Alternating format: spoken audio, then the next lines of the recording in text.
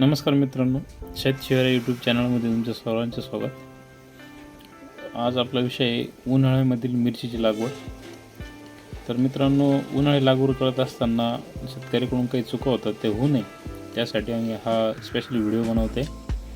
तर आपला पहिला मुद्दा असा आहे, मी तुम्हाला 5 मुद्दे या ठिकाणी सांगणार आहे, म्हणजे आवर्जून तुम्ही त्याकडे लक्ष दिलं पाहिजे, ते त्या अशा चुका होऊ नये त्याच्यासाठी.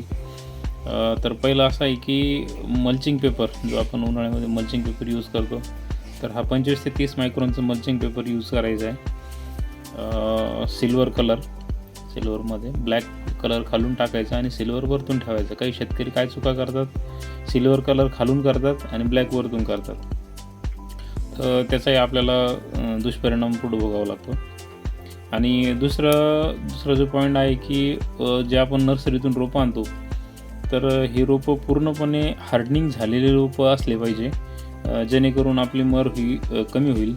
आणि सपोज हार्डनिंग झालेली जर नसली तर नर्सरीतून आल्यानंतर 1 ते 2 दिवस रोपं आपण घरी ठेवून घ्यायचे, सावलीमध्ये ठेवून घ्यायची आणि व्यवस्थित पद्धतीने त्यांना एक उन्हाची सवय झाली की त्याच्यानंतरच आपण ट्रान्सप्लांटिंग करायची आहे. त्याच्यानंतर तिसरा मुद्दा आपला असा आहे की शेतामध्ये पाणी खूप, म्हणजे जी बेड आपण बनवतो, तर उन्हाळ्यामध्ये ते बेड पूर्णपणे भिजून घ्यायचे अगोदर आदल्या दिवशी, आणि नंतर त्याला वापसा येऊन द्यायची दुसऱ्या दिवशी किंवा तिसऱ्या दिवशी, जे जमिनीच्या याच्यानुसार दुसऱ्या किंवा तिसऱ्या दिवशी वापसा आल्याच्यानंतर मग आपण रोपांची लागवड करायची आहे. त्याने काय होईल, जमिनीची जी हीट आहे ती पूर्णपणे निघून जाईल आणि रोपं मरण्याचे चान्सेस हे कमी होऊन जातात. त्याच्यानंतर चौथा मुद्दा जो आपला असा आहे की रोपांची लागवड ही शक्यतो सकाळी लवकर किंवा संध्याकाळी, शक्यतो माझ्या हिशोबाने संध्याकाळी ही बेटर असते. कारण संध्याकाळी काय होतं, आपण 4-5च्या दरम्यान जर सपोज रोप लावलं तर पूर्ण रात्रभर रोपांना व्यवस्थित सेट होण्यासाठी मदत मिळते, एकदम ते रेस्टमध्ये सेट होऊ शकतात.